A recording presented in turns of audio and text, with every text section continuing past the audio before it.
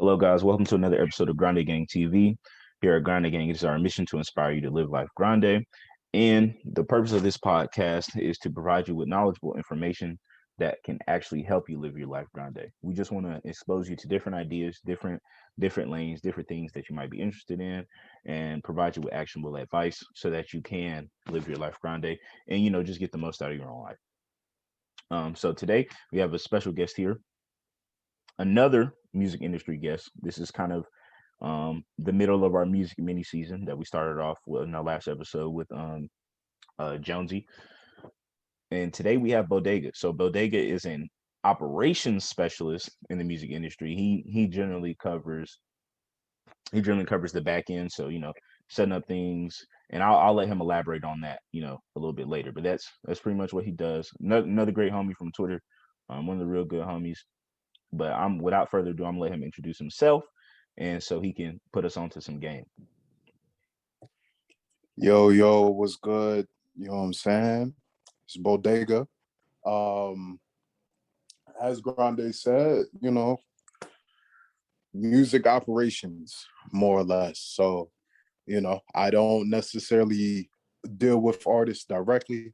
I take care of like a lot of the back end things, business operations, setup, kind of long-term, short-term projections, that kind of stuff. In general, kind of playmaker. You need a studio, you need an engineer, you need a marketer, you need, doesn't really matter which you need. I usually have it for you. So, Grande, thank you so much for having me on, man. I feel greatly blessed and honored to be invited. So, you know. Hey, nonsense, man, no problem, bro. For real, I feel blessed and honored that you came on. I appreciate all you guys that come on and are willing to spit some game that you guys normally aren't open to putting out there, and providing it to my peoples, to the gang, man. I really do appreciate that. No problem, man. You know what I'm saying? A whole lot of East Side. Whole lot of East Side shit going on. You already know it. You already know. We here. But all right. So I like to start off every interview with a background. So where are you from originally? So originally I'm from New York, Brooklyn, you know what I'm saying, East Flatbush. I've lived in Atlanta for like on and off like probably about last 10, 15 years realistically. But spend my time traveling New York, LA, Chicago, that kind of shit. So well-rounded experience. Yeah, pretty much, got to check in where you need to. So coming up, being from Brooklyn, especially Flatbush, what were some of the things you were into growing up? Just like not nothing. It doesn't have to be music related, but just in general, hobbies, any sports you played, things you were into in school, maybe.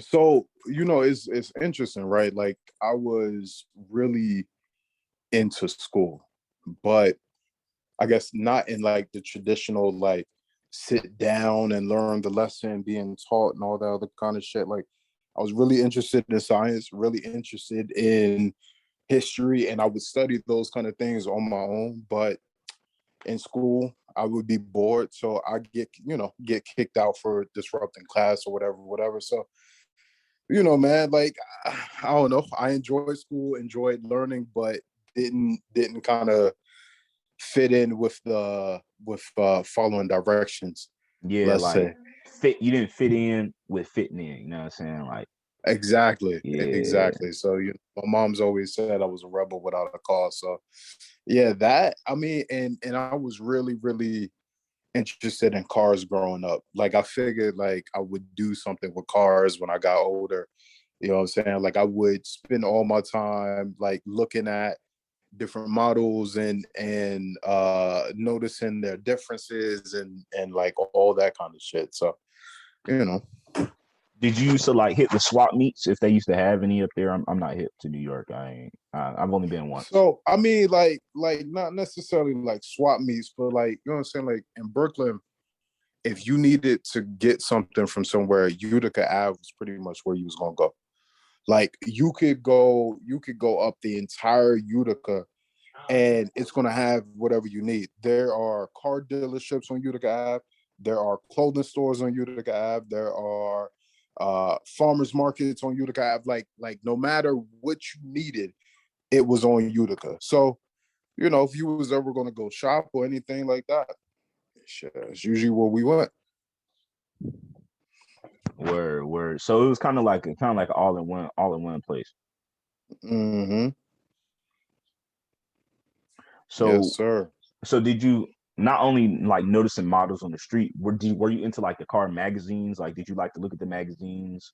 Or were you into like the rally scene? Was there any specific car scene that stood out to you? You know what I'm saying? Like Well, I mean, muscles, tuners. unfortunately, well, I won't say unfortunately, but the part of town I'm from, what I'm saying, there was a lot of niggas moving bricks and all that kind of shit. So like, when I first started looking at cars, I wasn't into like a particular scene of, tuners or swingers as they do in Texas or like low riders, anything like that. But I would notice like, what I'm saying, BMW 540s or 750 ILs or Acura Legends, 94 Maximas, what I'm saying, like even like the older style Camrys, Preludes, like it was, what I'm saying, like a bunch of kind of that 90s, D-boy, Okay. kind of 90s D mafia boy, you know what I'm car. saying? Yes, Like the gold LS, you know what I'm saying? like exactly, like shit like that. exactly. I see what you mean. I really you painting the scene for me now. Hmm. So really just anything that was, I imagine anything that had like a clean finish to it, or like one of those nice luxury body styles, that was what was catching your attention.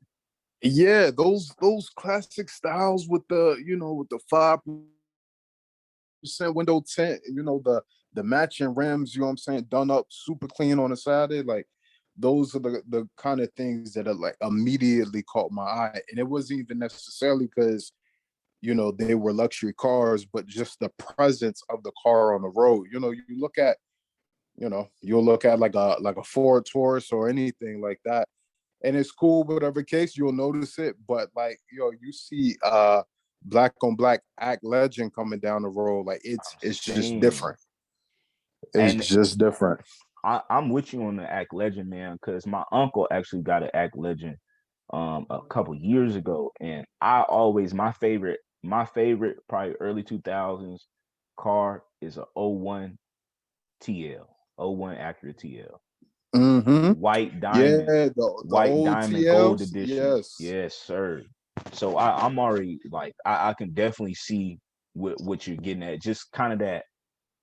It's hard to describe that body style, man. But it's like the perfect sleekness, but it still has body to it. Like it still Yeah, and has a especially presence. like when Acura came out with the in 2002, they had the Type S, they had the TL Type S, little sport joint, clean, just real simple clean shit that would make you stop, or what I'm saying, you hear the engine get high into the rev range, and it pings your ear. I mean, simple shit. Yeah, like real simplistic feel to it. Okay. Well, shit. Yeah, yeah. Well, I can say one thing for sure, man. You got good taste. Hey man, I appreciate it, man. Look right now. Look. I just moved into this house. I was telling my shorty, I'm gonna get something that I put in the garage and work on. Like it ain't got to be done up now. I'll take care of the whole done up shit myself. But like I'm super excited to get back into, what I'm saying, gonna go get something old that I can work on. That so I can spend my weekends and that type of shit. Facts. Okay. And see, that was actually my next question. Like, you were into cars. Were you ever able to get into working on them?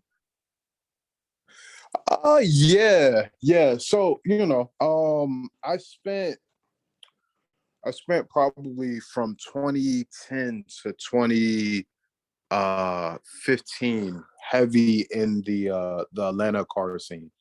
And so like if anyone's like listening to this that's like real familiar with the Atlanta car scene, I'm talking like old Thursday night Gwinnett meets right off like Pleasant Hill. I'm talking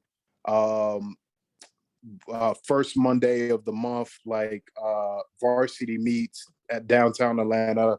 I'm talking like Cars and Coffee in like Alpharetta before it moved to like I think it moved to like Buckhead or some shit like that. Like that type of shit. And so Import Atlanta, like if anybody's like really familiar with, so like I spent like 5 or 6 years like heavy in the Atlanta car scene, working on Nissans mainly.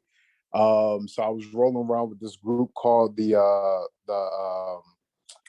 ATL SR20 squad, right? And so like everybody like in the car scene, you know what I'm saying? You got your Hondas, you got your B series and your K series, you got your WRXs, you got your Evos, you know what I'm saying? Like that kind of shit. But these niggas, all Jamaican, all basically from New York, and they were rocking B13s, B14s, and these are Nissan Sentras, right? Yeah. So like the average person is gonna think like, oh, it's a Sentra coupe, or you know what I'm saying, 4-door Sentra or whatever, or like the Infiniti G20. They ain't thinking shit about these, right? Like everybody thinks like, oh, these are just some regular cars.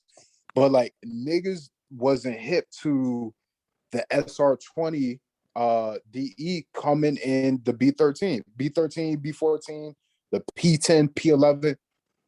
Nobody was hip on these shits. And like the SR20, like if you like really into like tuner cars and shit, SR20s, they come in 240 SXs, 180 XSs, like S13 Sylvias, S14s, like that kind of shit.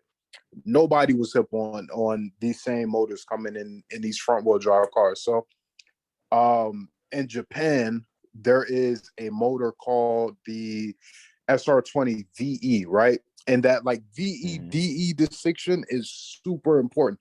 The VE is like variable valve timing. Is basically Nissan's VTEC. And Oh, so like okay. we would get these motors from Japan, really inexpensive. My nigga RJ had the shop. We would swap them in, you know what I'm saying, tune them up, and then we on the streets. You know what I'm saying? And you're Facts. talking like, and like some of my niggas would like boost them. So you talking like anywhere between 250 to 350 wheel horsepower coming out of these damn central coupes and central 4 doors. You know what I'm Sheesh. saying? And like these affinities, and because they all like, even when we would do them up, because you're looking at a fucking central, nobody is worried until you get smoked and gapped down 85. Like, Yeah, yeah. so People not hip to them four-wheel drive cars. A four-wheel drive car will walk you, bro. And especially like a no Sentra. niggas is not hip. So, and especially like, bro, the best time is always when Import Alliance came in. Import Alliance come down to Atlanta every like April. And like, I mean, what happens when you get a bunch of import niggas from different cities coming into this one place in this, you know what I'm saying? Street races, all the other kind of shit. But like, it's nothing major, really, But yeah, so I mean, I didn't work on cars like for money, but yeah, kinda. Yeah, that's what I was more interested in knowing. Like, was it something that you were really passionate about? Because yeah, we don't have to monetize every hobby or interest you have, so it's all right. You didn't work on it for money. Hmm. You know what I'm saying? Honestly, a Yeah, lot of I mean, it times, was. a Oh, lot of my bad. no, oh, no, oh no, you good, gang. A lot of times with hobbies, it's just like it honestly feels better when you don't monetize them. It But does. it It because it's does. just like Or you just do it to even when the relax. monetization is for fun. You know what I'm Yeah, saying? Like, like it's not something that you're trying to profit off of. You just having fun with it. exactly. But go ahead, gang. Man, I mean, it's just like, so, it would, like you said, we didn't really like monetize for real, for real. Boy RJ, he had a shop, so we would kick up to the shop, that way the shop was good, and then, if there was any like emergency parts or anything like that, or that kind of shit, or even just being able to pull up and work on our shit. So I mean, it was definitely something like I was very passionate about. In 2016, I got a lot more busy, with like business and that kind of shit. So it wasn't like I had to let the passion go. It's just like, kind of like on the back Yeah, burner. So, yeah. I mean, priorities and shit. It happens. But hmm it's always there. You know what I'm saying? Shit just keep going. Sometimes you got to take a break from things, and that's what makes it more fun. Because it's like sometimes you got to sacrifice the temporary enjoyment of that hobby, like you said, to handle business. So that way, when you go back to that hobby, you can really enjoy it to its fullest extent. yeah, exactly. Exactly. And that's something that we as Americans, we kind of get we kind of lose that in translation. Like we see, a lot of people see motherfuckers be hard workers and they're like, oh, you don't have no fun.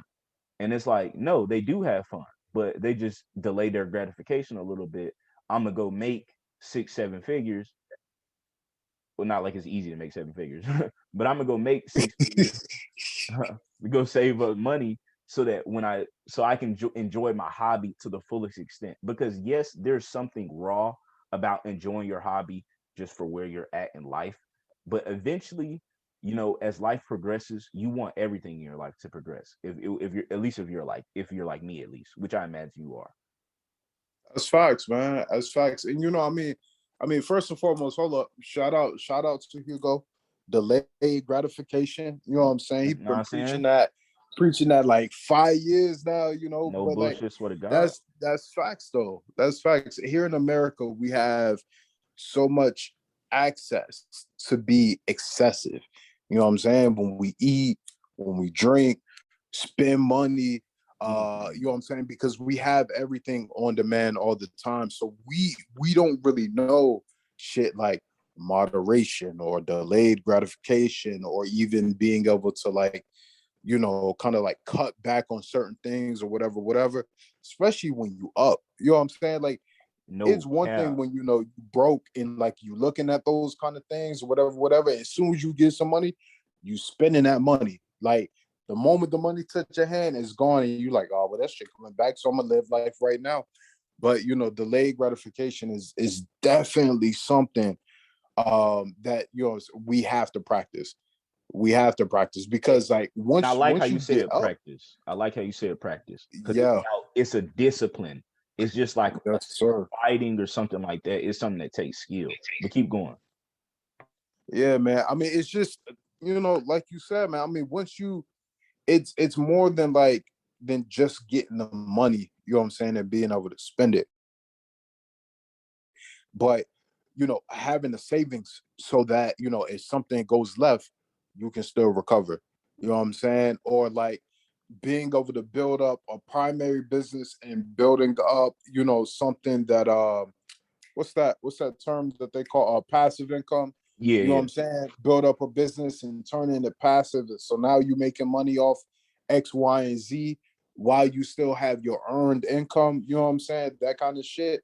And like if you practice delayed gratification, in a year, shit can change. Shit can be radically different. Like radically different. Like, you know what I'm Shit, for saying? I'm not most people only need 6 months for real, for real. Like a good 6 month lock in and will change your life. And you right, a year, that shit, boy, you'll live different for real. and bro, like the wildest shit is that really all it takes is creating the habit. Like that's literally all it takes. But that will be the hardest thing to do is, all right, I gotta cut back, right? So you look at the shit that you're doing, like, all right, well, I can't eat out. And you're not even stopping to eat, eating out for like health reasons. I mean, you might be, but you're stopping eating out because that's an unnecessary expense.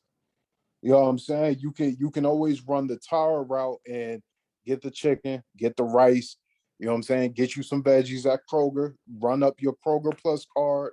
You know what I'm saying? If you're in a spot with Kroger and cook out your meals Shout out and Kroger. say, you know what I'm saying? Save all that access, you know what I'm saying, that you were spending out and just put it in savings account or put it into your stocks Put it into a or buy mutual fund. Bitcoin. You know You what know what I'm I'm saying? saying? It's Mutual so, fund. and people don't realize that, like you said, it's about making a habit, because it's about training your brain to do something different, and that's difficult. And like you said, it's gonna be the most difficult part of the process. And for listeners, it's okay for it to be difficult. You're literally changing your life habits, because if you're an American, you probably grew up spending unnecessary money, and that's Facts. all right. You know what I'm saying? You can't change your environment where you're born, but what you can change is how you adapt to your environment. So if you see Facts. that your environment, you know what I'm saying, is trying to pull all these resources out of you, then that means that you need to build yourself up to where you don't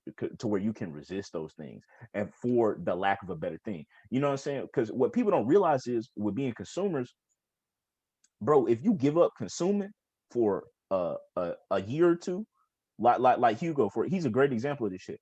He went sober for a year. This is like a nigga. We talking about somebody that smokes a pea a month. He went so of exotic. So that's 5K a month right there. Times 12. That nigga saved 60 bands.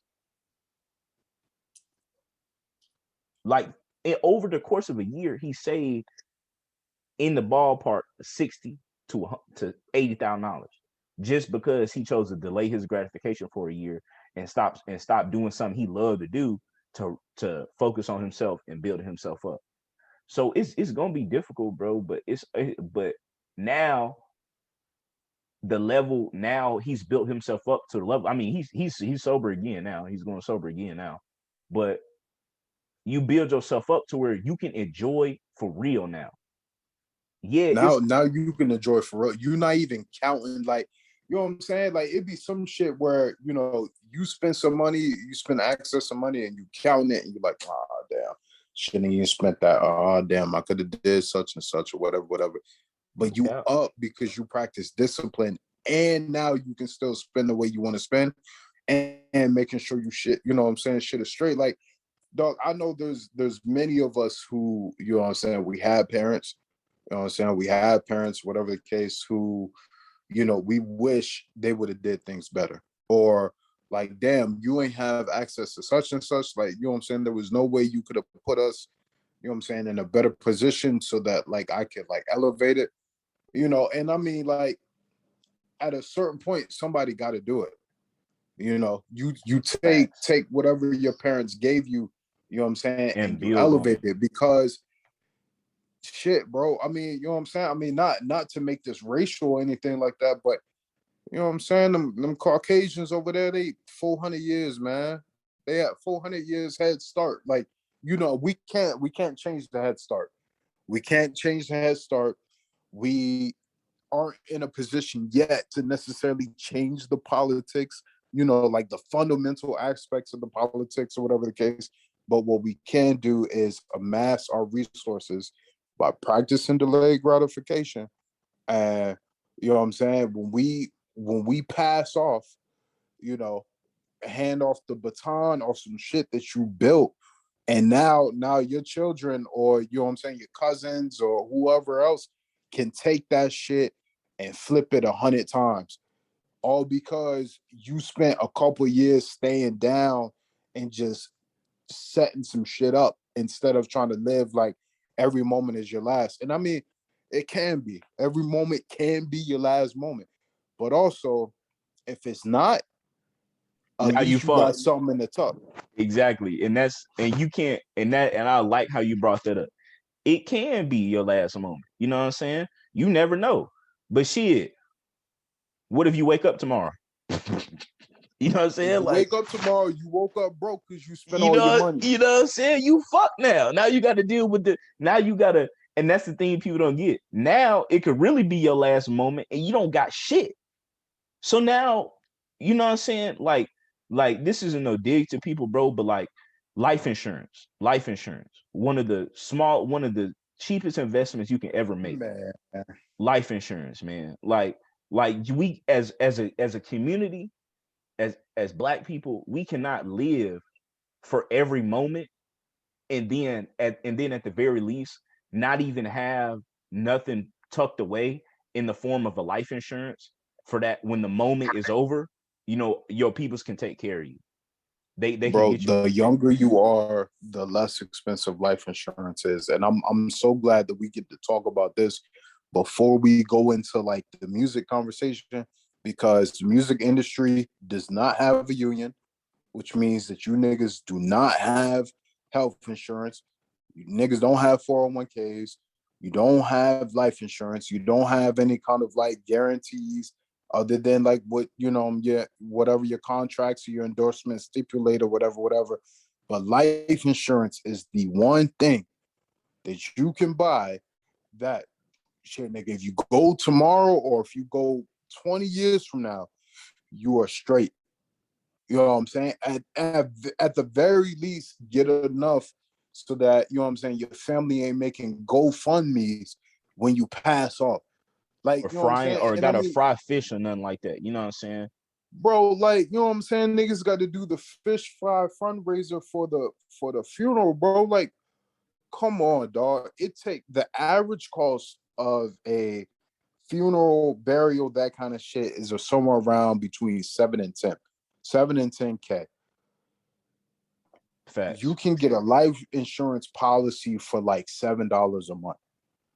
and Like, and you can get one for like 20 a month.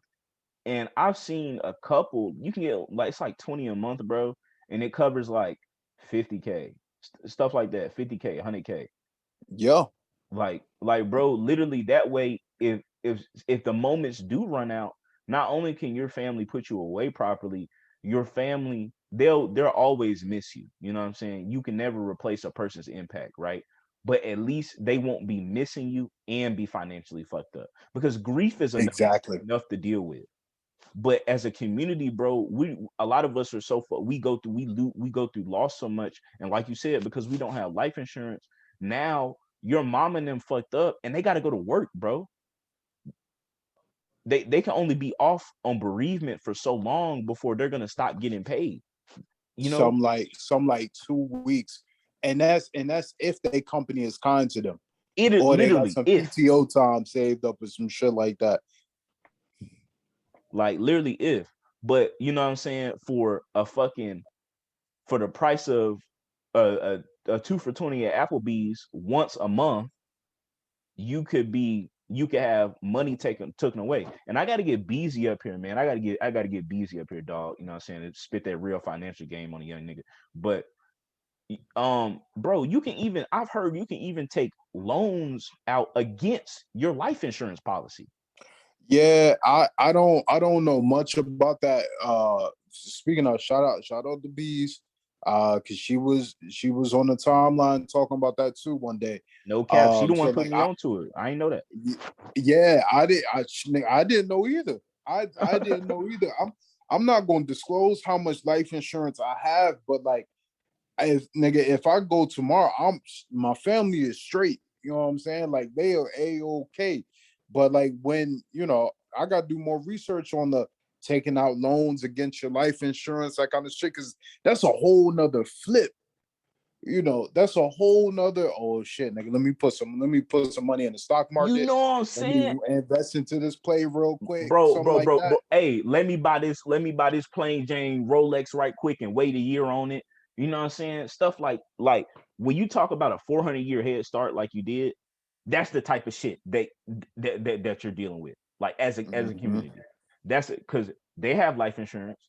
They take loans against their life insurance. The life insurance is collateral. So your life is collateral. Hell, if you die, I mean, it's gonna be paid for. So but Yeah.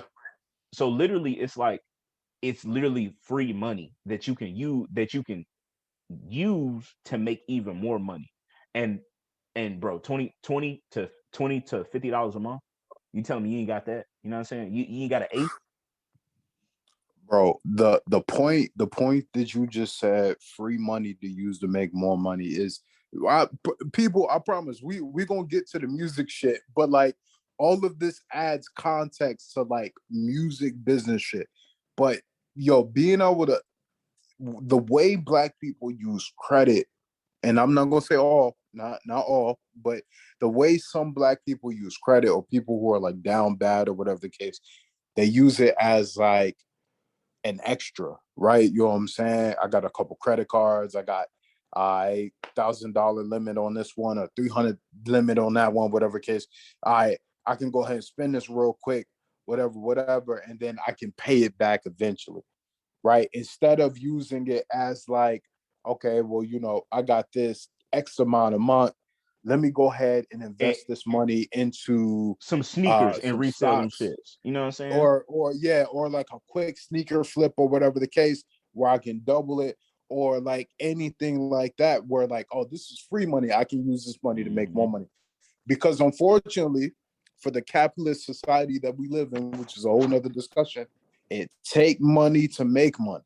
Yep. You And it's small shit. You know what I'm saying? If you can flip 20 to 40, you can flip 40 into 100, and so on and so forth. But it takes some type of investment in order to get the shit going. Like, and so you should take whatever free money you can receive. And that don't mean like, someone handing you $100, but like, you know what I'm saying? If and your that don't credit not mean straight, no fraudulent PPP now. You know what I'm yeah, yeah, saying? yeah. That's another thing, bro. That's another thing, bro.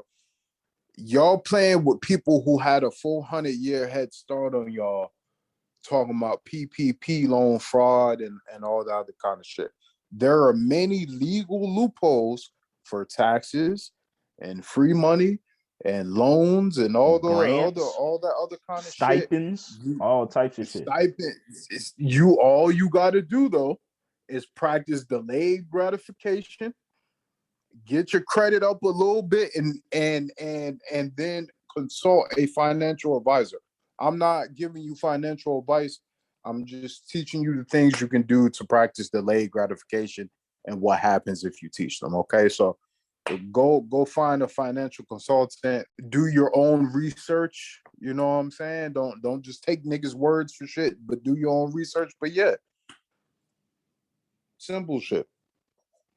And like you said, bro, this is stuff that it's not exclusive to the music industry. Just because this is a music industry themed episode, no, bro.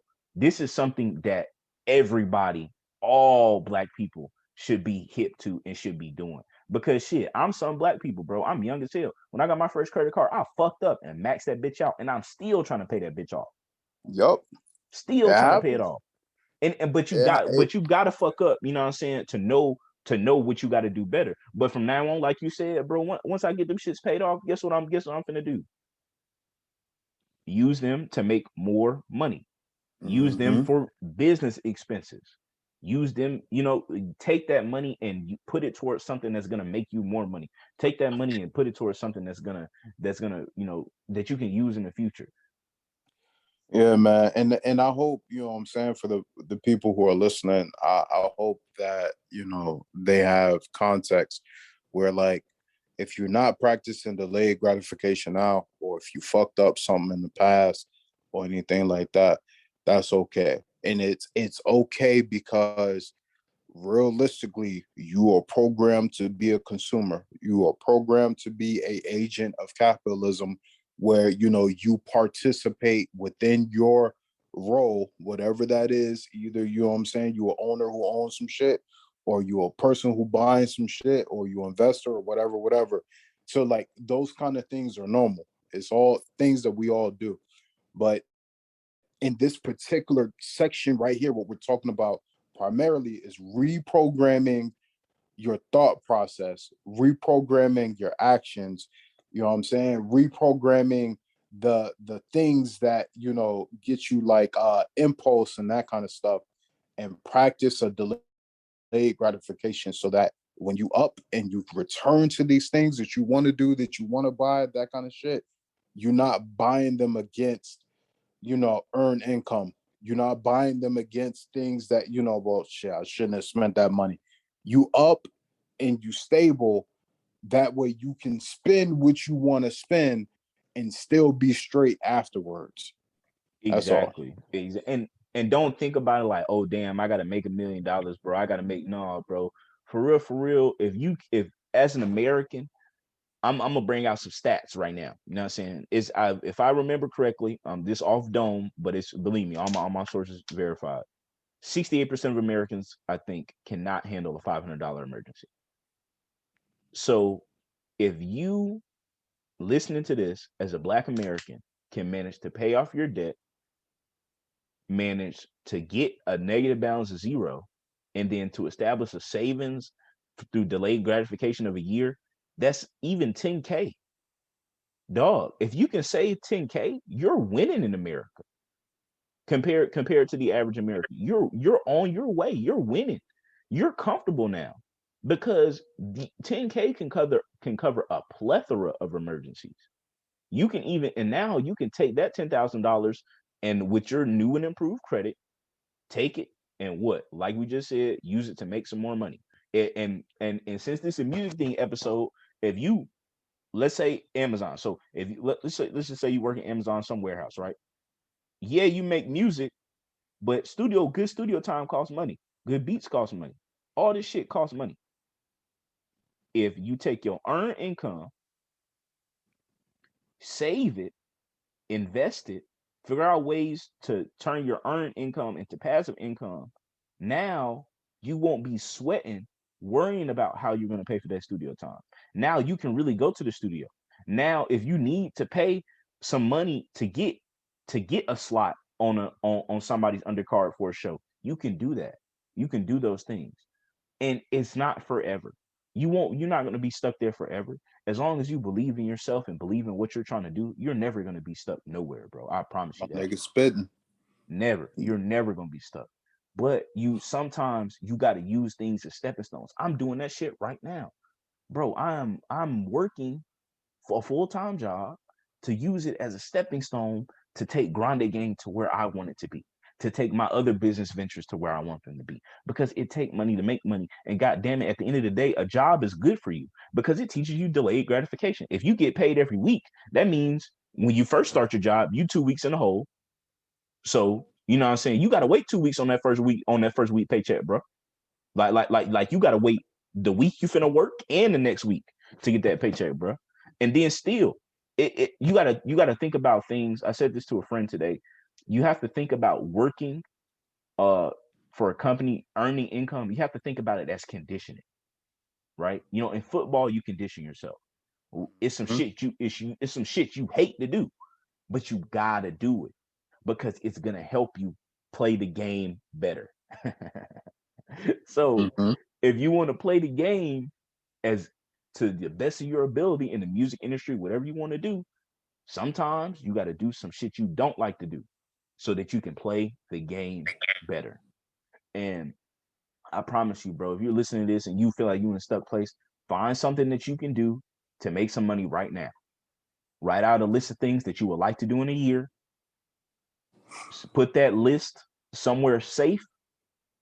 Focus on saving your money, paying off debt, and getting used to delayed gratification. In a year, take a step back, see how much money you've made, see how much money you save, see how better your credit is, and now take that list of things that you wrote down and start checking things off that damn list. Just go down the line, do as much as you can, because now you can try and do it.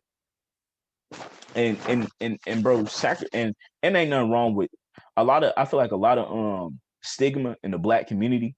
A lot of shit. The reason why people don't like to work is because the stigma. Like, you know what I'm saying? Like, motherfuckers would rather work at a grocery store making $10 an hour instead of working in a warehouse making $15 an hour because of the Yeah, stigma that comes behind working in that warehouse.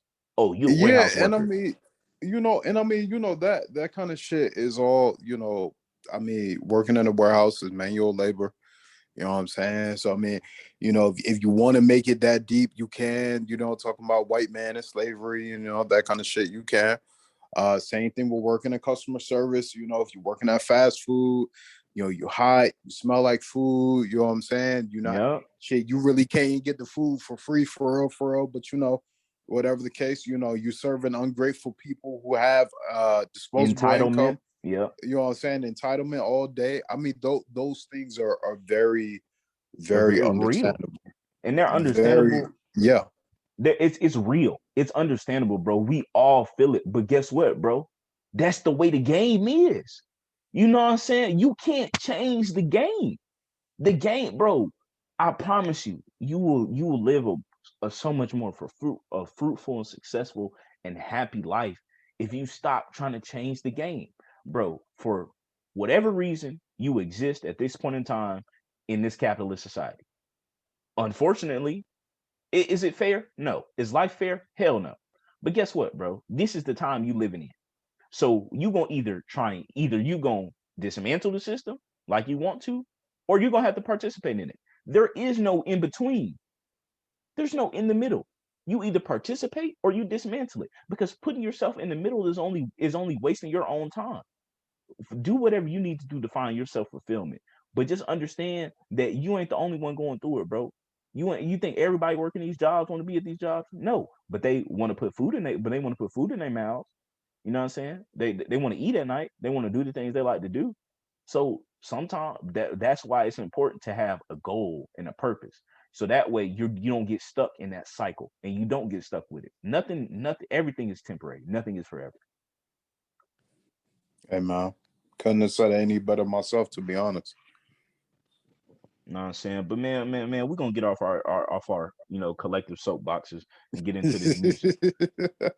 We're gonna get into this music. So when it comes to music operations, can you break down your role specifically and what is it, what exactly do you do, and what are the like kind of can you give us like kind of a example of like day-to-day operations, things that you might be tasked with doing, things that you might have to do on occasion, or and just kind of give us a general scope of exactly what you do and how you do it.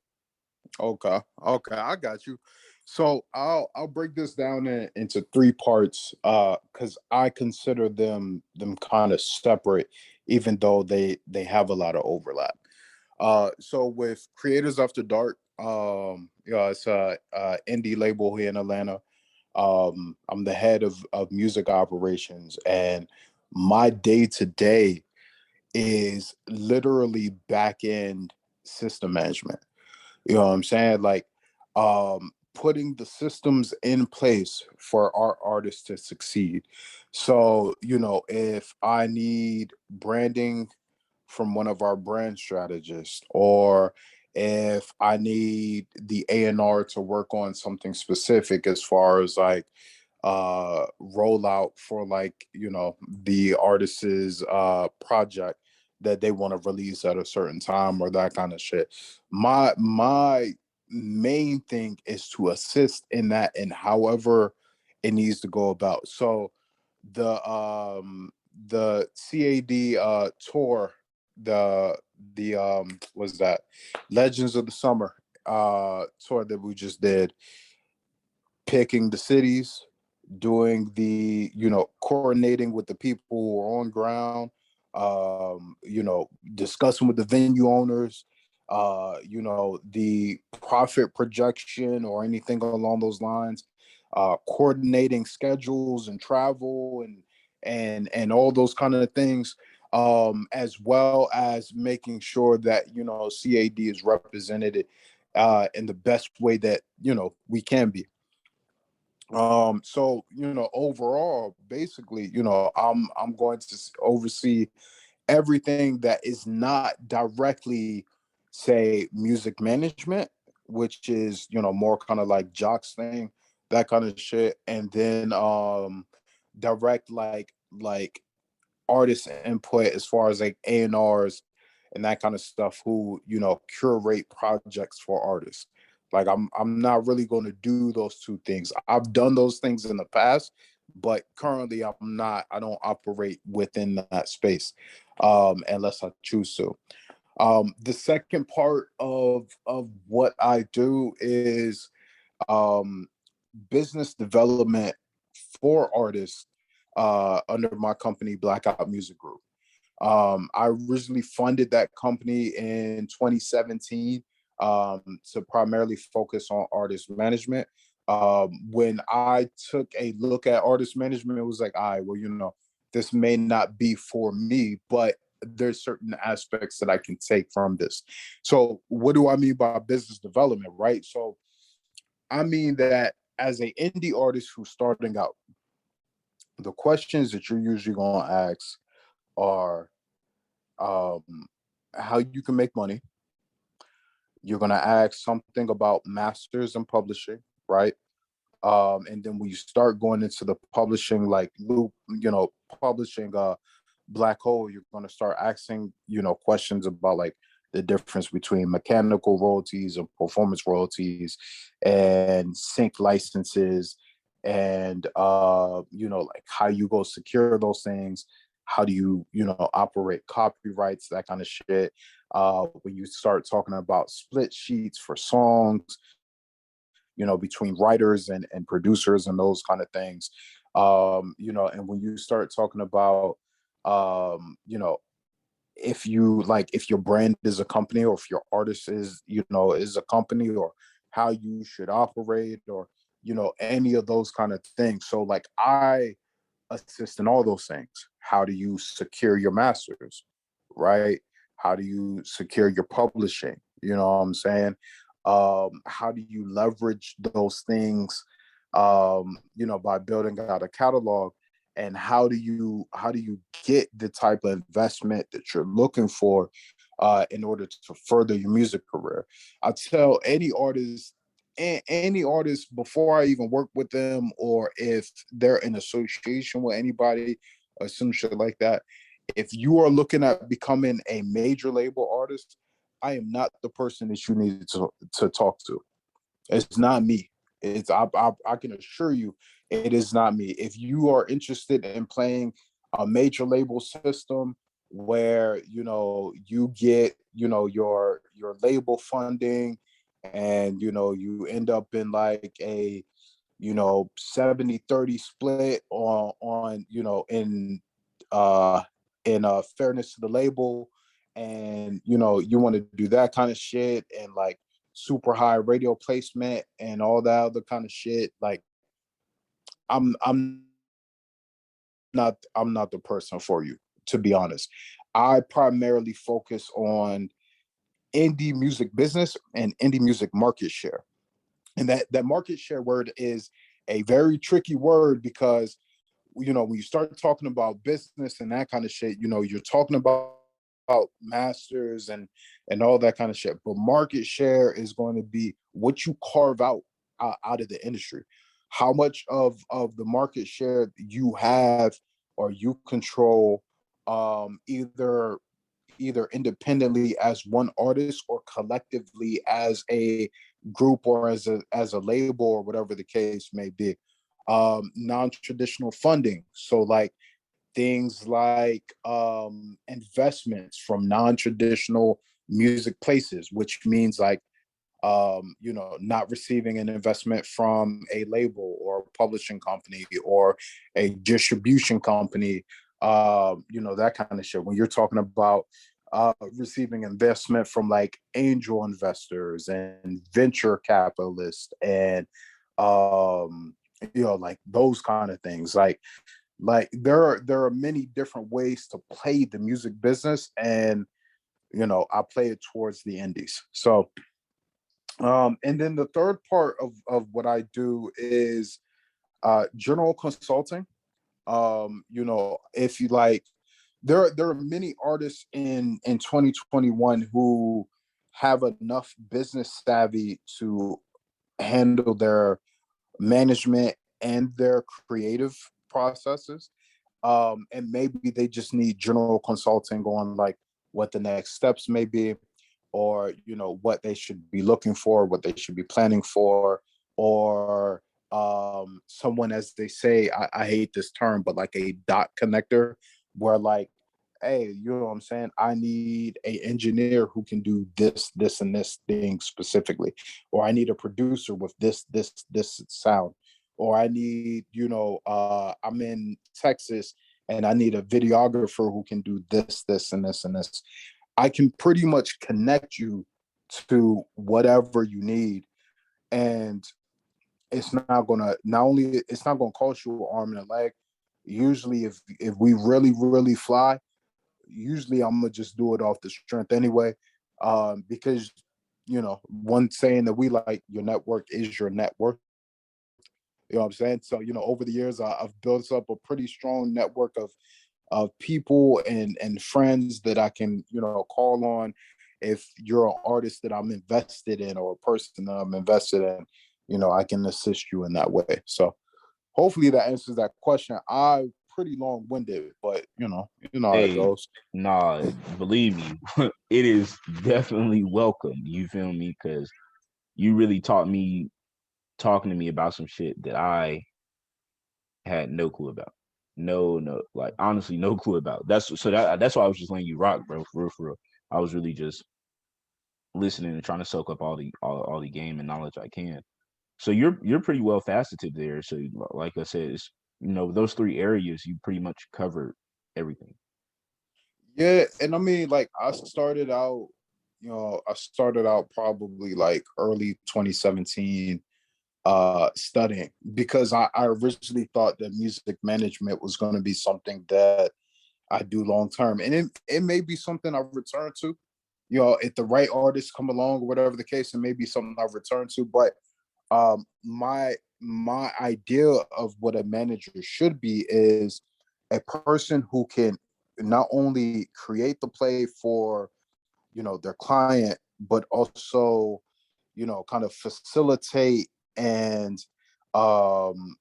manage the play as well, which is different. You know what I'm saying? Different things. So like, as a manager, you may not need to be fully, you may not know as much about publishing as like a publisher, right? But like, you'll need to know the difference between mechanicals, performance, sync licenses, all that kind of shit, how they play a part, you know what I'm saying?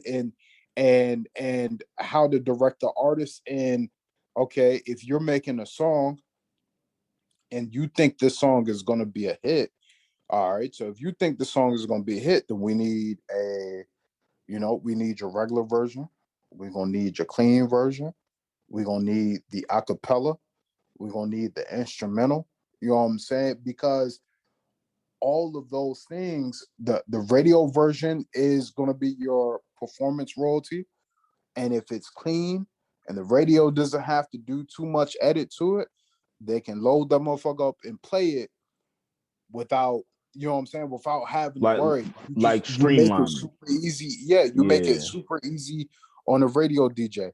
If you have the regular version and the dirty version on your your DSP, your streaming platforms, that kind of shit, hey, now I can stream this as the fan. But also, if sync licensing comes along and someone wants to play it like in a Starbucks, or they want to play it in a Kohl's, you know what I'm saying, that kind of shit, there you go, you're good to go.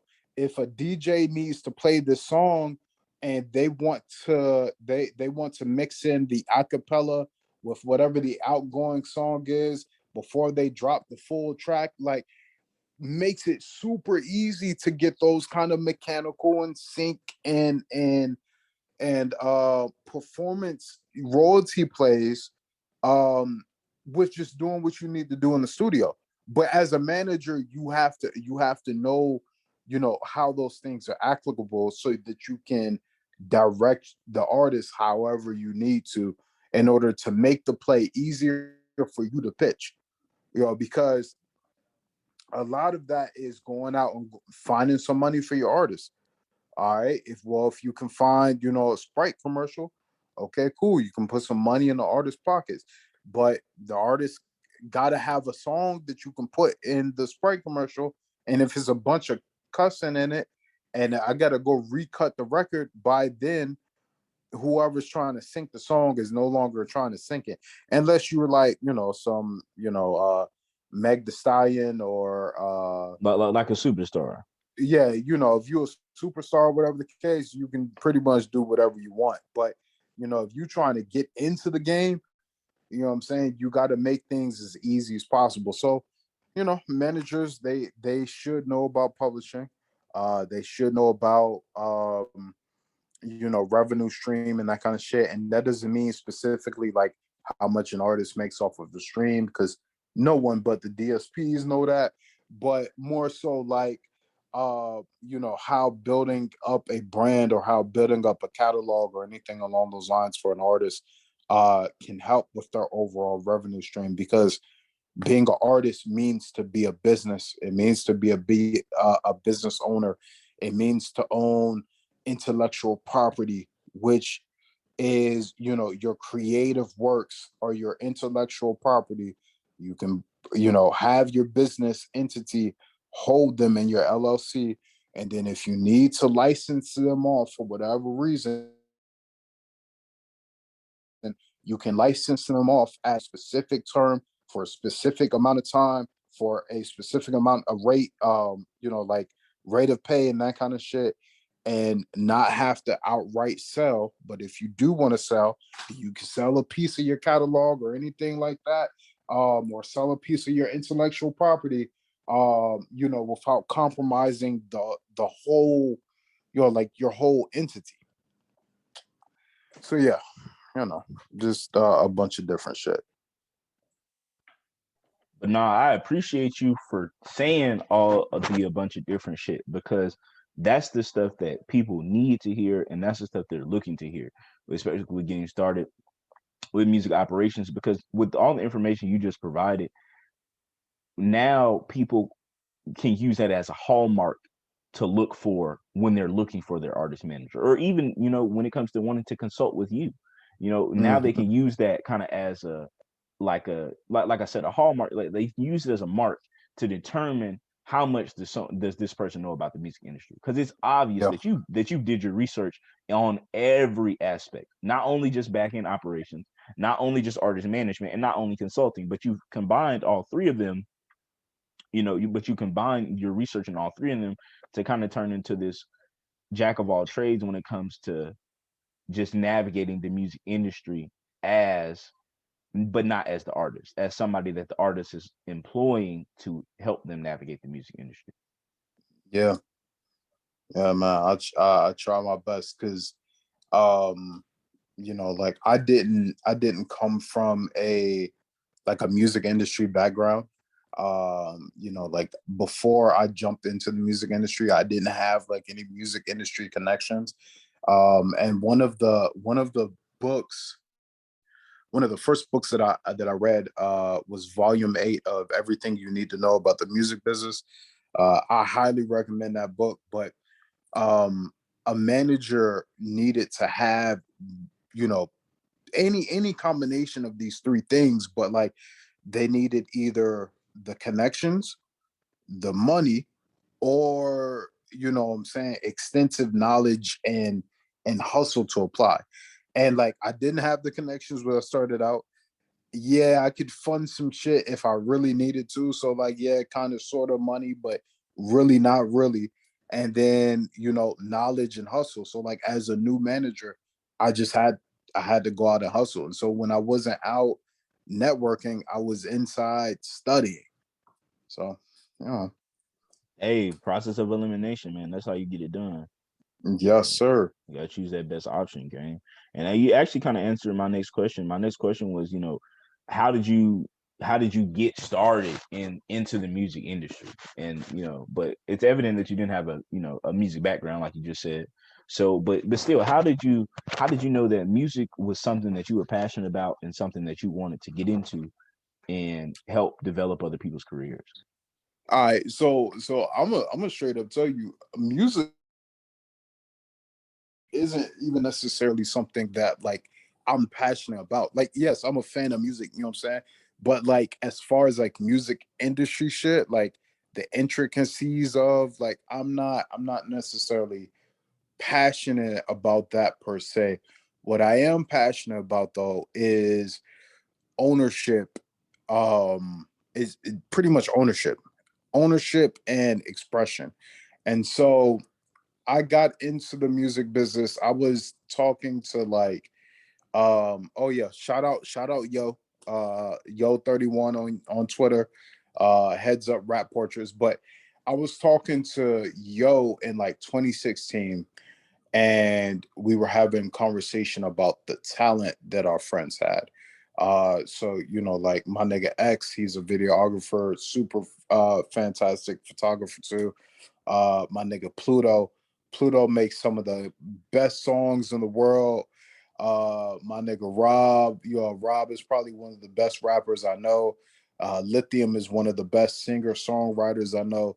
Like we had all these friends who had these really good creative potentials, and we were trying to figure out a way of like getting them on stage or bringing them to the forefront, or like, you know what I'm saying, being able to live out their dreams kind of shit, right? And like we were drunk, you know what I'm saying, when we were having this conversation, but it was really important. So I went home and I just started kind of like looking at different things. You know what I'm saying, I started like casually studying artist management and A&R and that kind of shit. And this was like all of like 2016. I was just like casually studying, right?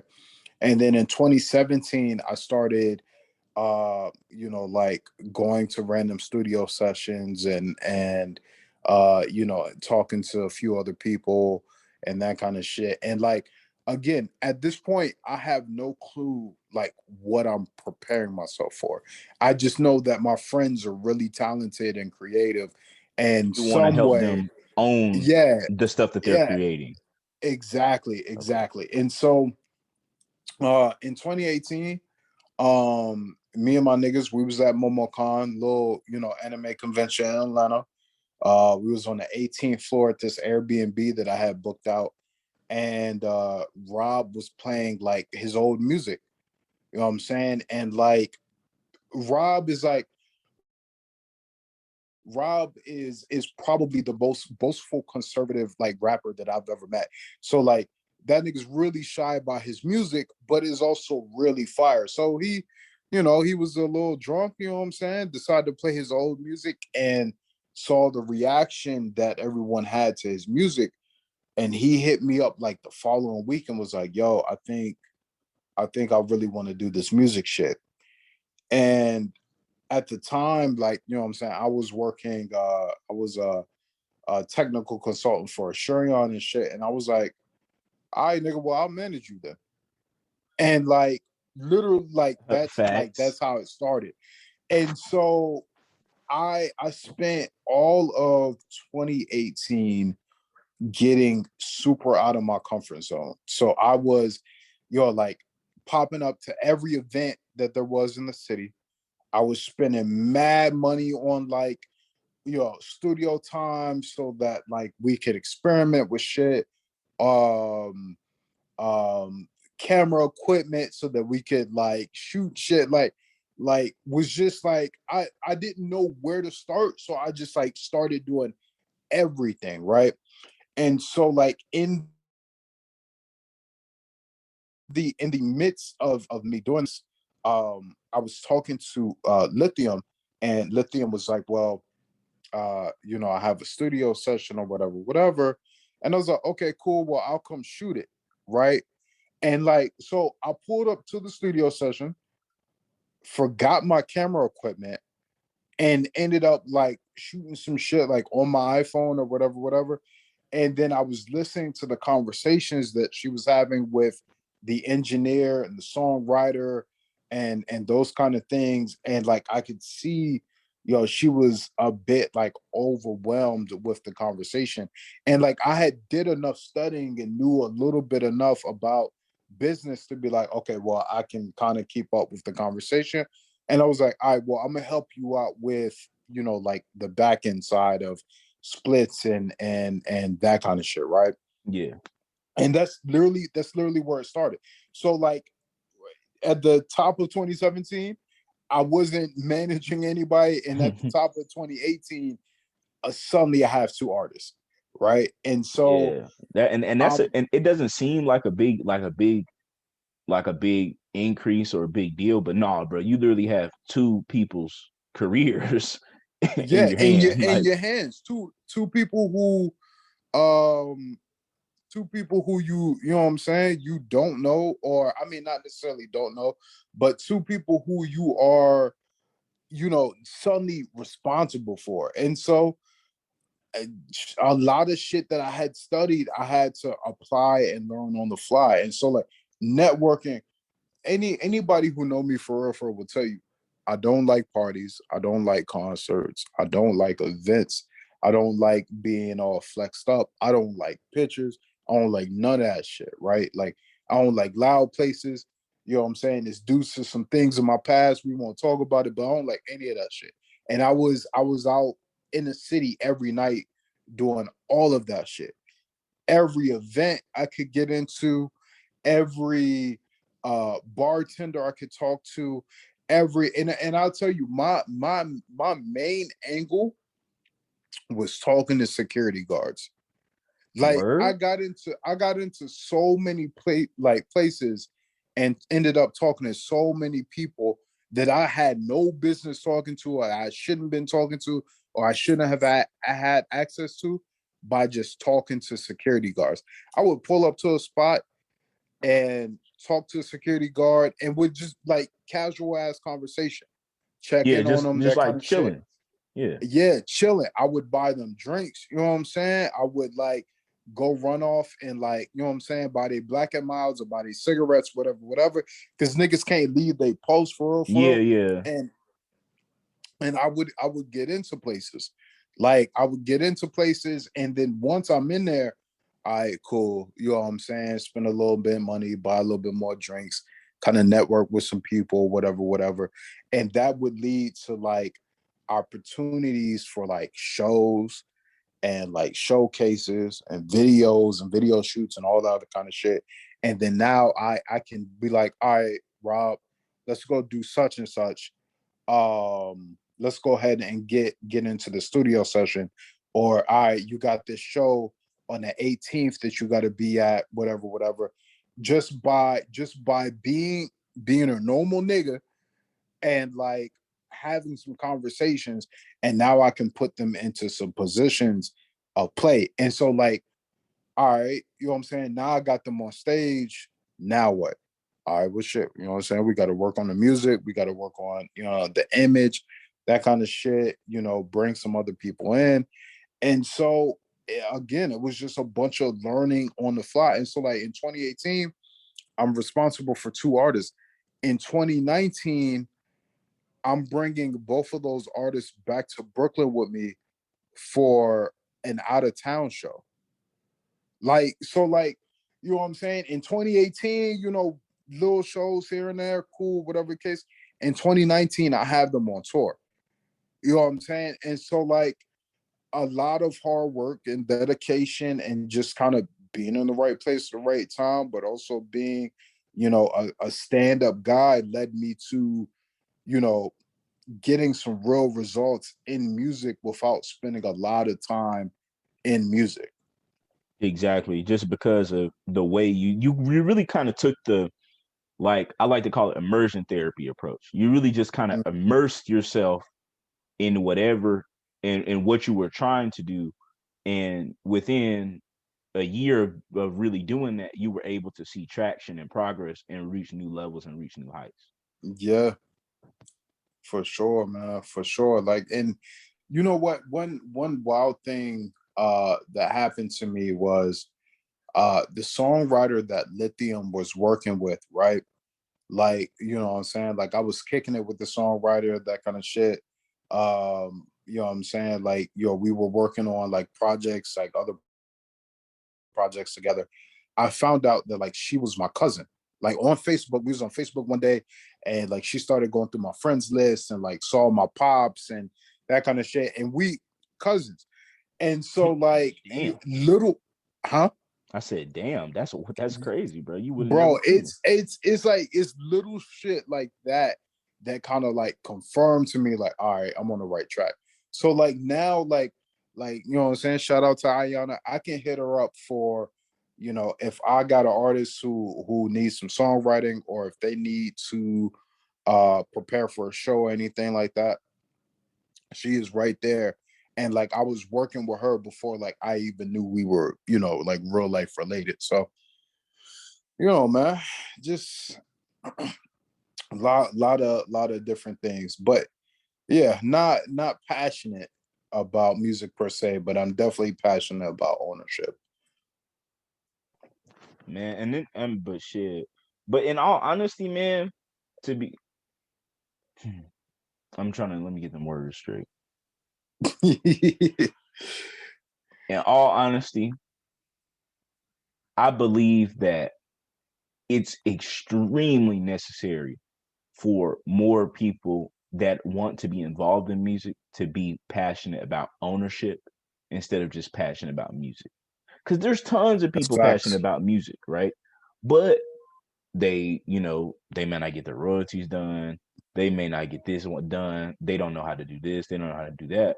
But if they are passionate about ownership, as you're leading by example, you can it's a catalyst to being passionate about music and to truly living within that passion. It goes back to what we were talking about earlier with like kind of the delayed gratification. It's like even though music is it's not something necessarily that you're passionate about, but it's something that you can see other people are passionate about. And so you're helping them achieve their passion because you're passionate about helping them own their passion, if that makes sense. Yes, A lot of exactly. And lot of and passions in if there's anybody who's like, you know what I'm saying, they listen to this and they confused because I know like I'm talking about a lot of different things within the same general context, but they are definitely in depth. If like you don't have any previous knowledge or you have a little bit, but you need some more, please go follow Worldwide Tie on Twitter. Worldwide Tie is Brent Fayez manager, right? The person that y'all all listen to, that y'all you know what I'm saying, in the club too, that kind of shit, late nights, the R&B version of Future, as y'all say. Please go follow Worldwide Tie. That's his business partner, manager, whatever you want to call it. They are like the blueprint for like the shit that like I know Jock came on here kind of speaking about like the similar things I'm talking about, like as far as ownership and market share and like being indie and all those kind of things. They are the blueprint for what we're talking about. Like as far as like Brent Fayez got he has a Drake feature on his latest project. it. Now it's important for me to stress that Brent Fayez, as much success as you've seen Brent have, as much all over the place, airplay, all that kind of shit.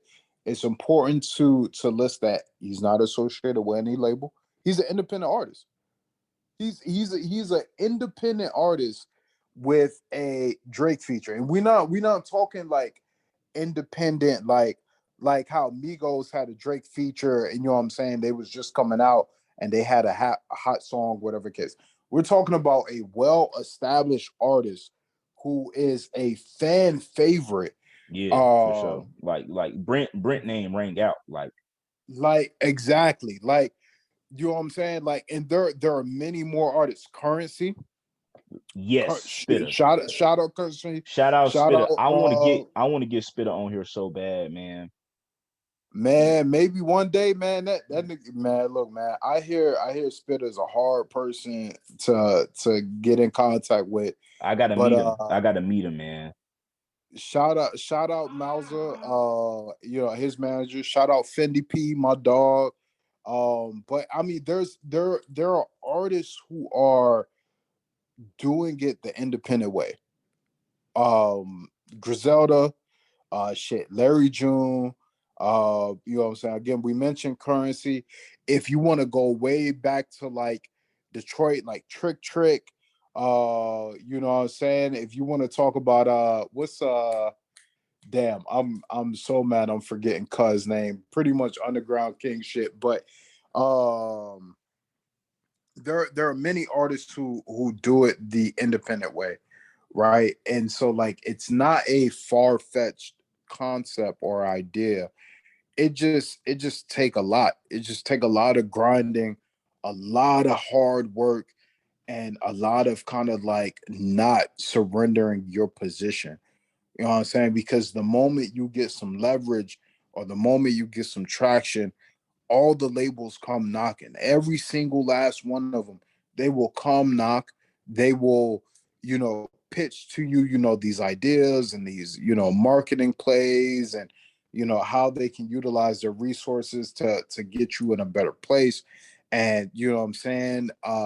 Oh well, we'll give you 1 million sign-in bonus, or we'll give you 500,000 sign-in bonus, or whatever the case. And it be upfront. It be upfront money. And so like it is it is very easy to be like, ah, shit, well, now I'm up now.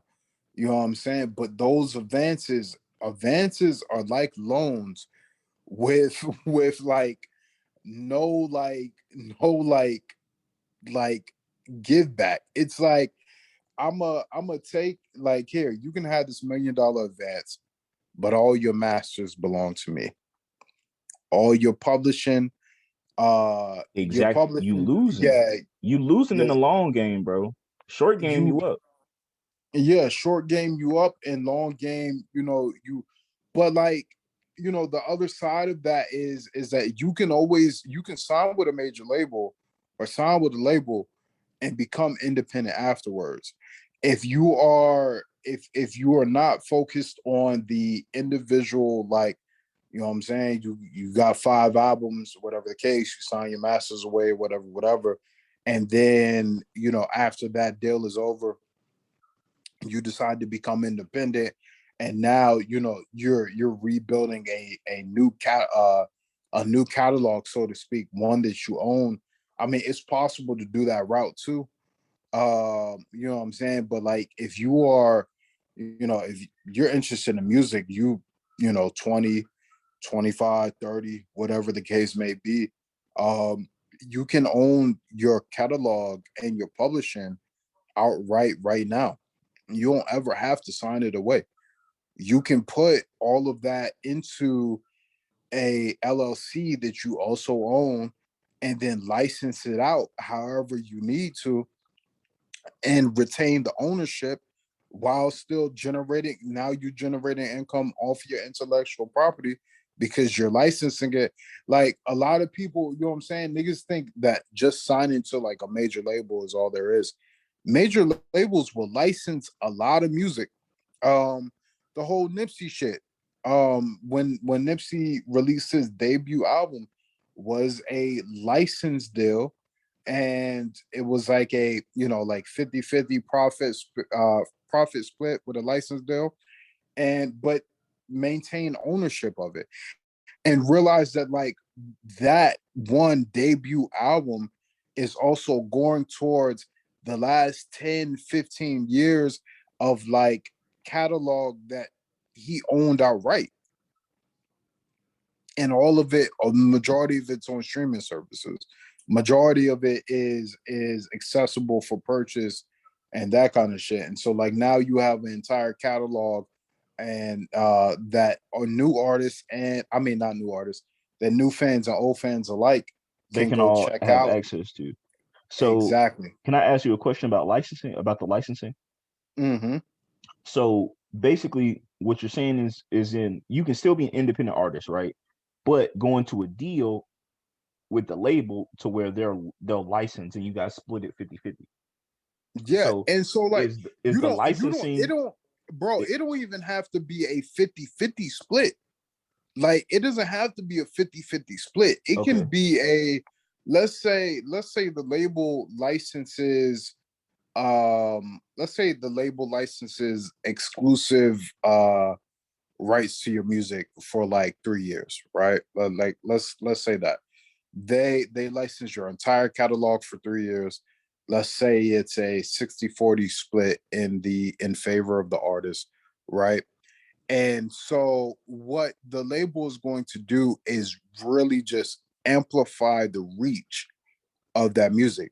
You know what I'm saying? They're going to amplify the sync opportunities. They'll amplify the mechanical opportunities. They'll amplify the performance opportunities, that kind of shit. With like festivals and all those kind of things, and you still maintain ownership. They are licensing the music, right? So like, for their market share, because again, that's very important. For all intents and purposes, on their for their market share, for their books, for representation and all that kind of shit, you look like a major label artist. Your numbers will count towards their market share revenue and all the other kind of shit, and they look like rock stars for signing another artist that is doing incredible numbers, but they don't own any of your shit. They don't own any of your masters. They don't own any of your publisher. So you still Your license, winning you overall. still You win winning. in the short game because these niggas is licensing it and taking care of the shit that you don't want to deal with, right? And you And just breaking them off. You know what I'm saying? But then you still own your masters. So the shit, so you basically just paying these niggas to set it up so you can just collect. and remember that you're not even paying on the front end. Yeah, exactly. Like Like when it's a when you split. You know what I'm saying? yeah, when you get the licensing split, you know what I'm saying? Like whatever the cost, whatever the split may be, the label is going to make more money than what your catalog is going to generate, just due to like other placements and other deals and all that other kind of shit. But just the immediate brand recognition that you add to the label, and they can slap their UMG, or they can slap Atlantic on it, or whatever the case, and that helps increase their market share, helps generate more money for them. But you ain't gave up shit, really. You licensing your intellectual property for X amount of time. These are the terms. This is what the split is.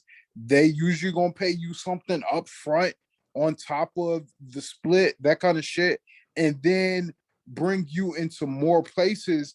And now you're looking at like endorsement deals, or you're looking at like brand partnerships, or Yeah, or any sponsorship deals. any Now you're yeah, getting like. now you're getting free merchandise from people. Now, like if you live in a legal state, you go to the dispensary, you getting free weed out the dispensary. You know what I'm saying? Just because And you exactly. because of And that now you deal. still own all your shit. So Exactly. So like, you're still winning because every time now you go out, now the label has helped put you on to Front Street. So now that you on Front Street, it's like boom, the shop is open, come collect. So now you can start release now you can start, releasing more music, get merchandise rolling. Like there's so many ways you can pivot off of that licensing deal, but still remain independent. So I kind yup, of I get it now. I get it now. yes, sir. And so like, you know what I'm saying? You still have your ownership, you still collecting your money. You know what I'm saying? You're not tied into like some 360 where niggas is making a profit off of every single thing that you do, all that kind of shit. Now, all of this sounds really good, right? Like it sounds amazing. It sounds great. The downside to this though is that it takes time for you to be able to be in a position like that. Like I'll bring up Nipsey again, or you know what I'm saying, Griselda, for like just like name recognition for people that people would immediately recognize. But you're talking about 5-10 years of just doing it indie, of just funding it, you know what I'm saying, yourself, and putting the music out and building the catalog and grinding and delayed gratification and like all these other things that you are doing, just to be able to put yourself in a position to license out your music. And that's not even like the end, like that's not even like the end goal of it all. Like the end goal of maintaining like your ownership and your market share is that it can be passed down. Remember, this is intellectual property. This isn't like, you know what I'm saying? You treat intellectual property as like almost like digital real estate, almost. As you add to it, as you become more prolific, as you build on top of it, or whatever the case, the entirety of the catalog becomes more valuable as more time passes. Like, bro, like imagine what Nipsey's catalog is worth. Or like, imagine what like Griselda's collective catalog is worth, right? And so like one thing that we really kind of saw in like 2020 was all of these like Hypnosis Group and all these other kind of like intellectual like property companies buying publishing rights from like artists catalogs. Like they were buying up entire artist catalogs. Like I think it wasn't Usher. Who was it? Was it, I think, Dark Child? Like a bunch of like producers were selling off their catalogs and the publishing rights to their catalogs for like large sums of money, like 60 million, 100 million, 200 million. Yeah, I seen a Um couple of those stories. I seen a couple of yeah, that kind of shit. And so like you have an entire catalog, you sell off this catalog, and now you super up, and now what can you do? Well, shit, nigga, I'm still making music. I'ma just do it again. And I'm gonna take the money that you just spent on me for that, and I'm gonna reinvest it, and I'm gonna do it again. But like we said, it takes a bunch of time to do it. But if music is what you are passionate about, if it is what you're interested in, if it's what you think is going to you know what I'm saying, like change your situation as an artist, then you know what I'm saying, build your catalog, play the slow game, practice delayed gratification, all those kind of things. And if you are like a manager or an A&R um or like a producer or engineer or anything like that, who you know is also kind of like interested in music, or you're interested in becoming one of those things, you can do that too. Remember that, you know what I'm saying, your LLC is also a place for you to hold your intellectual property, your consulting, any albums that you know what I'm saying you consult on, that kind of shit. Like music splits don't have to be just for songwriters or just artists and that kind of shit. The very super broad term of producer comes into play when, if you are in the studio and you're adding input to a song or you're adding input to an album. Engineers, you really need to take note of this. Again, I'm gonna say this: engineers, you, a lot of you niggas are producers and y'all don't know it, bro. You need to work out that split sheet. You need to work out that split sheet so you secure your publishing, dog, because you can look. I have credits on Rob Lucci's first two projects, right? And like, mind you, I don't rap, I don't sing, I don't, you know what I'm saying? I mean, I can play some instruments, but like, I'm not in the studio playing yeah. instruments. But if you have a heavy input on, you know, projects and albums and all that other kind of shit, blase blase, hey, bro, you a producer, And you and go and you need to work and you go on the producer list, don't you? Or is you that go. only if you have? Is there only if you figure out the split? Nah, I mean, figuring out. So when I'm talking about like the split, right? Like in the studio, once a song is created or once a project is finished or anything like that, right, you have a split sheet, and the split sheet is the agreement between the artist, the songwriter, the beat maker, who is also considered a songwriter, and whoever else was in collaboration with making that song. And you decide the percentages based upon who added what to the song. You sign it, and that's how when you go like to do like your mechanical royalty collection from streaming, or you do your performance you do your performance royalty collection from like your performance rights organization. Like that split sheet is how they know who gets what. And so, but you get your credit, you get your points on the song, your points on a project, you get your credit, and you go down as like, as effectively you go down as a songwriter because they're all called songwriters on the split sheet. But that's what a producer is. A producer is much more than a person who just makes beats. You know what I'm saying? Producer can do the song arrangement.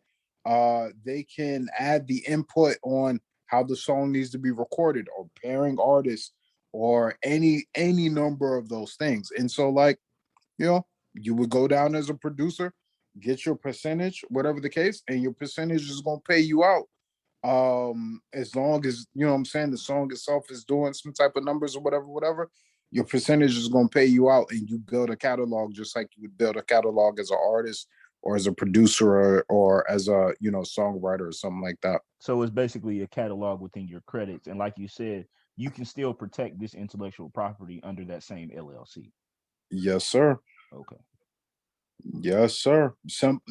It's not. I mean, I guess like it's not simple, but like it makes too much sense. Exactly. Like it's not simple, right? Just because it's a whole new type of paradigm, it's a whole new type of context, right? That we most Yeah. people aren't used to discussing and talking about. But once you get hit to the context that it's in, the paradigm it's in, the lane it's in, it just kind of, it's like you could damn near number the steps, bro, for real, and just make out a number step plan and be like, all right, do X, Y, and Z. All right, bam, did that. Boom, slide to the next thing. You know what I'm saying? And like you said, it just makes too much fucking sense. Because now, even within just like how long we've been even talking about this, like 45 minutes maybe, I'm Yeah. I myself am understanding a whole lot more about how the music industry works behind the scenes. Because like you said earlier when we were talking about financial advice, just because you look at some shit on the internet doesn't make it credible. But this is solid, credible information that is, because it makes too much sense, has to be true over this entire industry. I know for a fact. Yeah. But Yes, sir. and in all honesty, man, you killed all my questions, like murdered them. You didn't even get to see them. You feel me? No face, no case. You know what I'm saying? Literally murdered every question I had on my list, bro. I'm not gonna lie to you.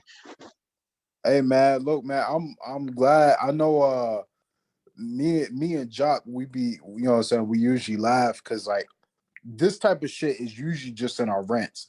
Like me and Jock will get to talking about some shit that like we don't like, and we'll spend 2 hours ranting back and forth on like these exact topics. And like some of it is in my email list. Subscribe, go to my page and subscribe to my email list if you listen to this.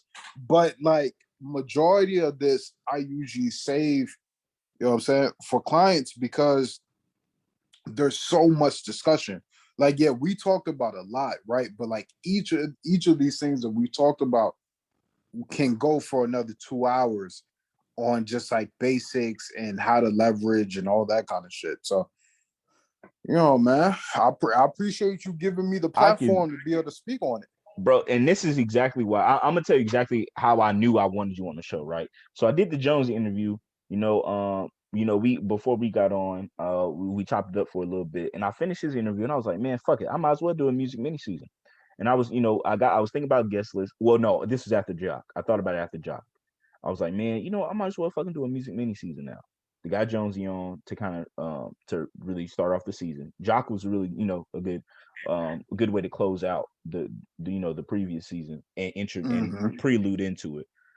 And then Jonesy, gives me that first producer perspective that I'm looking for, that independent producer perspective.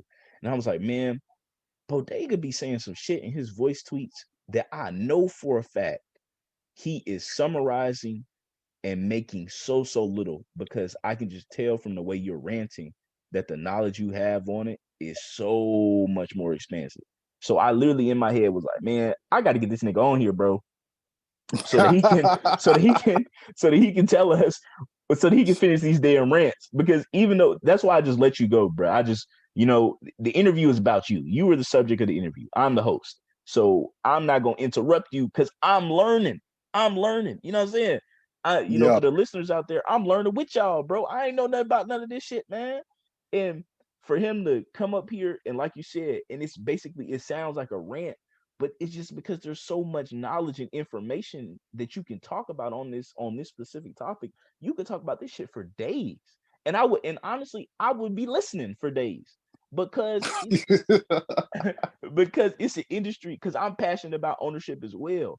And I have friends that rap and friends that produce. And I want to be the person that helps them make sure they own their shit and they're profiting off of owning their shit. And Mm-hmm. that's something that's a personal mission of mine. So this is literally helping me fulfill a personal goal of mine. And it's just great. And like I'm great. I'm glad to have you on, man. It's been a great episode. It's been a great episode, man, because shoo, I learned a lot. I learned a lot about shit I never knew about. I could only figure it out in my head, you know what I'm saying, logically apply this and that. But to really know and to hear it from somebody who knows and knows from experience, that is really the greatest thing. And honestly, the whole point of this fucking podcast. I was talking to one of my friends this week, and I was telling them that experience is the best teacher, right? Man, So speak on it. but when you listen, but here's the thing that people leave out. My people always tell me my entire life, man, you act so much older your age. You act so above your age. Why? You know what I'm saying? This and the third. Because I take the time to listen to the experiences of other people. Now, I'm never gonna Mhm. take my listening to your experience and go take this information and run with it. No, I'm gonna take your experience, right, as my foundation, and I'm gonna go do my own research and build on it. But it gives me a direction to look forward. It gives me direction. It structures my journey a little bit more so that I'm not shooting in the dark, so that I don't have to, not so that I don't have to learn from experience, but so that I don't have to spend as much time bumping my head around while trying to learn from experience, because learning from experience involves an extreme amount of failure. And that amount of failure, it takes time to come back and bounce back from those failures. But in my life, I've learned that by listening to people and asking the right questions, you can avoid some of those mistakes and pitfalls that seem to be inevitable, and experience and have a whole different view on that experience. So that way now it's you have a whole well-rounded experience, because they told you about the basic mistakes you're going to make, X, Y, and Z. But now, damn, you got to the complex mistakes. So 1, 2, and 3. You feel what I'm saying? So it's like, damn, I already knew about this, avoided that shit. So now I can basically skip a few levels and Mhm. get those high level failures. You know what I'm saying? Get those high level experiences. But I still learned it, but it's still all one experience. It's still all one big experience. Right. And that's exactly why I kind of just let you go, because that is part of it. Because there's somebody out there listening that wants to get into artist management, that wants to be passionate about the ownership of their music, but they don't know how to go about it. They don't know what they need to be doing to put themselves in the position to to to accomplish their goal. And your story is literally the structure for the journey. If you literally basically detailed it out of what the things you need to be doing, the things you need to be thinking about doing, and in the things that you need to be thinking about doing. You know what I'm saying? So that you can propel yourself on that journey to being passionate about ownership, to artist management, to artist ownership, and just all around just getting the most out of the music industry. Yeah.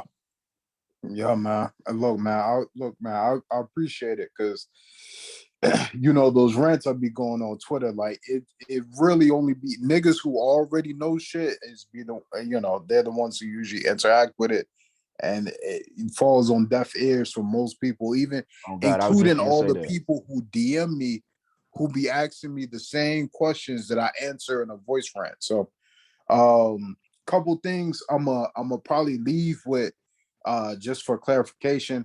Um Performance royalties, right, are actual, you go on stage and you perform, the radio performances, that kind of stuff. Sync licenses are when you buy, or not when you buy, but when like a company buys licensing rights to like a catalog or like music or whatever the case, and you hear it playing in like Starbucks or Kohl's or whatever the case, or like at the movie theater. Sync licenses are also when your music appears in TV and film or commercial, something like that, right? Your mechanical royalties. Your mechanical royalties are like uh song streams. So your Spotify and Apple Music and Tidal and all that kind of stuff. They are also like when someone makes a purchase, buys your album. You know what I'm saying? Those are all kind of like mechanical royalties, that kind of stuff. So that's like publishing basics. If you're an indie artist who's listening to this, you need to sign up for ASCAP or BMI or Sound Exchange. Those are your, performance rights organizations that are going to help you collect your performance royalties. If you mechanical royalties, then sign up for not Song Exchange, Song Trust. They will help you collect your mechanical royalties. They're basically a admin pub, which means that for like 10% of your mechanical royalties, they will literally collect 90% of them for you, basically. Um, Also, what else do I want to touch on quickly? um United Masters, fantastic. United Masters is a free uh distribution service for artists to distribute your music. So United Masters, there's also DistroKid. Those are my top two. Also, if you are asleep on Audio Mac, you need to wake the fuck up. They are not SoundCloud. Let me be very clear. There's nothing wrong with SoundCloud, but they are not SoundCloud. Audio Mac, it will get you Audio Mac streams and all that kind of shit count just like Apple Music and Tidal and Spotify and that kind of shit. You need to get on to Audio Mac if you're not on Audio Mac. And that's it, man. I ain't really got else. I ain't got shit else. Shout out Rap Portraits. Shout out Grande. Shout out Hugo, Bees, You know what I'm Tara, saying? Shout out the whole CAD. gang, man. You SDL. know, You know what I'm saying? Stack Don't Lack, Baby Grow Gang, you know what I'm You know what saying? I'm saying? You know what I'm saying? Hypernova, whole lot of Shout gang out shit. Jock. Shout out Jonesy. Shout out Jock, you know what I'm saying? Shout out Presley. You know what I Look, mean? Presley, you know what I'm saying? Hey man, we Hey here. man. Yeah, we here. We Man. here. Whole Hey, whole lot of East Side shit going on. you know what I'm saying? Hey gang, it's been an absolute pleasure having you on. As always, live grind day, gang. I hope, and motherfucker, if you ain't learned nothing from this interview, goddamn it, start it over. You just won't fucking listen. Start the fuck over. You know what I'm saying? I ain't gonna lie to you, bro. This interview could be a fucking book. So if you Hey ain't learned man, nothing, you ain't trying. Try harder. Love, gang. It's all right to fuck up. Fucking up is how you learn. Take them fuck ups and be up. You know what I'm saying? Take them fuck ups and use this inspiration to get up. Whole lot of East Side, whole lot of Grande Gang, whole lot of everything. We're family. It's the mob, the Black Mafia. We're coming. We're coming. As appreciate you for also coming on, Bodega. Go ahead and close out for me, gang. my dog, I appreciate you, man. Thank you so much for having me on. Also, if you want to follow me, I'm on Twitter at Bodega with like two underscores. I'm on Instagram as Bodega God. Right. If you don't know how to spell Bodega, just don't follow me. It's okay. I understand. Just you ain't got to follow me if you can't spell Bodega. My email list is in my bio on Twitter. You know what I'm saying? Sign up completely free. I ain't gonna spam you, whatever case. It's just me talking about the same things that I talked about here. And that's it. That's all I got for y'all, man. Appreciate it. That's it, gang. Go sign up to that email list if you're real passionate about artist management and owning artist management. We appreciate you as always, Live Grande. Stay tuned. I'm working on some new art, working on some new designs. And a young nigga been busy, but shit, a young nigga been grinding, you know what I'm saying? But we up. We ain't coming up, we up. We can just only go higher. Yes, sir. You know what I'm saying? Live Grande. Stay grande. We out.